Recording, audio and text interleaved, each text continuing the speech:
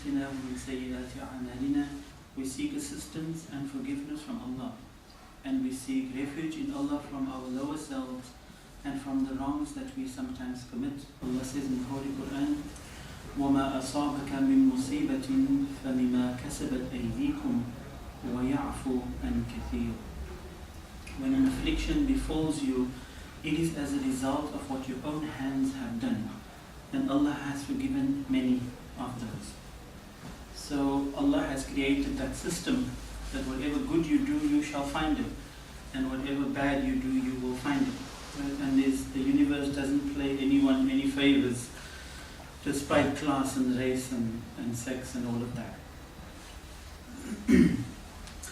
So the interesting or the operative word in this surah that Allah, or this verse that Allah has mentioned, is the word musibah. And musibah is also used in Urdu and Hindi, but musibah is really something descending to take its resting place or its rightful place. So when a musibah happens to you, it is as a result of what you have done. So it could have been a good deed and it finds its resting place, or it could have been a bad deed and it finds its resting place. So it works well with the law of the universe. You know, what you send out, you will receive back. So we can also see it in terms of energy, because our deeds are energies, our thoughts are energies. So when they're good, they settle into something good, and when it's bad, it settles into something bad. In tusibka hasanatan tasuhu, wa in tusibka musibatan yaqulu qad akhadna amrana min qabl wa yatawallu wa hum farihun. If good befalls you, they say, it grieves them. But if a misfortune befalls you, they say, we've taken our precautions, and then they turn away rejoicing. So it speaks about human nature, and so many of the spiritual teachings in the different spiritual houses teach us that in that lies our success. When we can develop an attitude whereby we are happy when somebody receives something, even though you would have liked it for yourself, but you didn't get it. To say, MashaAllah, Alhamdulillah, I'm happy for you, may Allah bless it for you. And when we do those kind of things, it returns back to us. So the Quran is trying to say to us that don't see musibah as a calamity. It can also be a hasana. It can also be a good. Because when something happens to you, it is either there's a lesson in it for you, or that the universe wants to teach you something in that, and perhaps through that experience, there's a way of rectifying your character, or thinking or reflecting upon, okay, maybe that's not a good deed that I have done, so maybe inshallah I will do it better. Example in Surah 42 verse 30, Allah says, there is no tragedy which befalls you but as a result of your own handiwork. So again, Allah reminding us that we need to take responsibility before we blame the situation on something else or somebody else.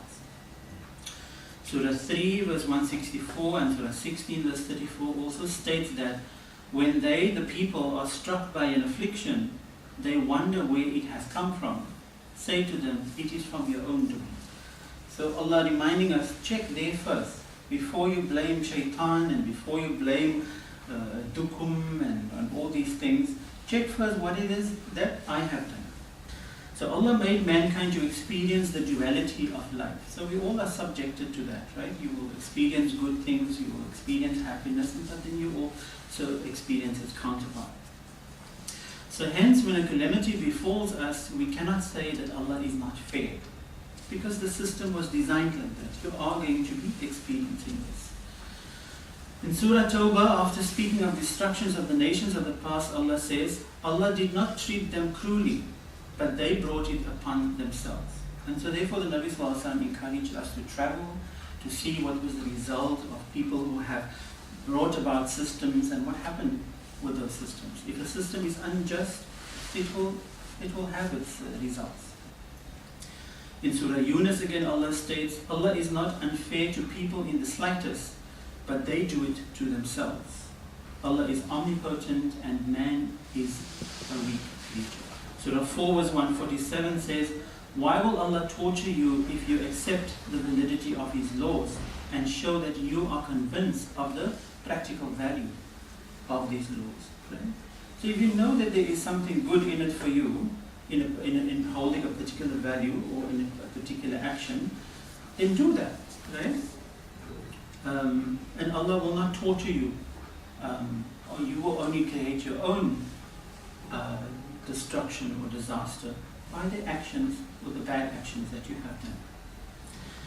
So from the Quran we can also conclude that all the events, whether they are good or bad, is from Allah.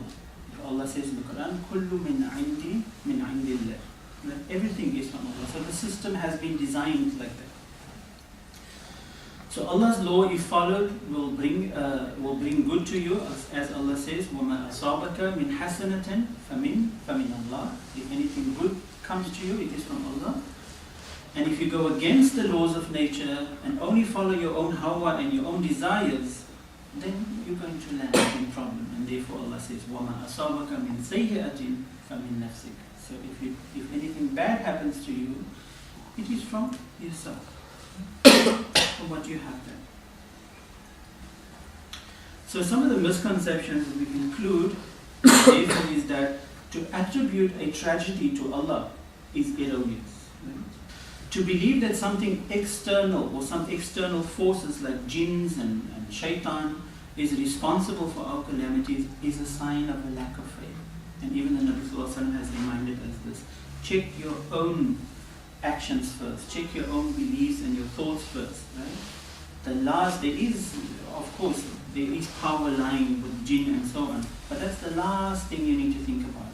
First thing, what are the practical things? What have I done to cause the situation to be the way it is? The Quran reminds us that when a calamity befalls, it doesn't decide who is the believers and who is the non-believers and who needs to be saved and so on. If a tsunami befalls a community, then everybody suffers. Right? So similarly, when it comes to taking responsibility, social responsibility, it rests on everyone in society to help or to contribute to society. The Quran says, وَاتَّقُوا فِتْنَةً لَا تُصِيبَنَّ الَّذِينَ ظَلَمُوا مِنْ حَاصَةٍ وَأَعْلَمُوا أَنَّ اللَّهَ شَدِيدُ الْعِقَابِ. And be conscious of the social dangers which affects not only those who are responsible for it.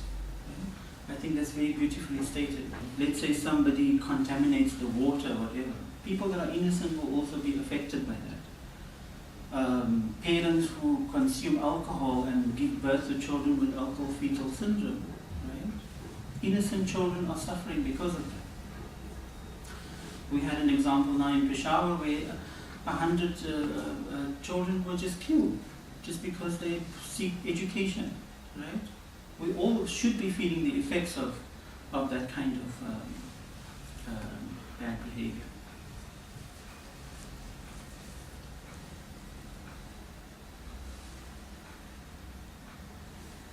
So I always say when it comes to time of voting, you hear a lot of people, especially people in our community saying, what's my vote going to do? It's not about putting your vote there, it's the consciousness that I am doing something for my society. Even if the vote is not going to count, but you've done something to show that you are socially responsible. So on this physical plane, there is no favorable distinction between good and bad people. A flame burns everyone, right? Similarly, a tsunami will struck and it will affect everybody. So you cannot blame an abstract concept such as Allah for a physical disaster such as a tsunami. بارك الله لي ولكم في القرآن الكريم ونفعني إياكم بالآيات وذكر الحكيم. Truly Allah is the possessor of wealth, the sovereign, the all-good, the one who has authority over us, the all-loving. So before we start figuring out shaitan, let's look at the meaning of shaitan. Linguistically, it is considered to be derived from the Arabic roots shata or yashitu, and it means to flare up. So very interestingly, if we look at how Iblis got his title, shaitan, it is because he was flaring up. Like, how can Allah create a creature that's better than me, and I'm made from fire, he's made from clay? So if you flare up, if you are emotional, if you're angry, you know, those kind of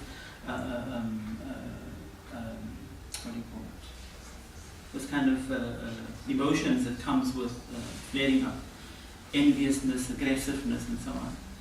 These are all qualities of shaitan. Right?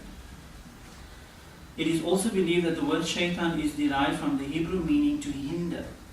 Right? So it's not shaitan that hinders us. It is these qualities that we have that are shaitanic that causes us to be hindered from the actual things of life. Right? From the real reasons why we are here. So all these negatives that I've mentioned above, including laziness and manipulation and deviousness, etc., it all hinders us from the path of success and from true happiness. Psychologically, when a person is overcome by his or her unbridled emotions or animalistic instincts, it gives rise to aggression, a desire to dominate others, and he or she behaves then irrationally. And so when emotions cool off, you always see that the person feels remorseful. Right? And therefore, even the Quran reminds us, right, about our actions in Surah Hujurat.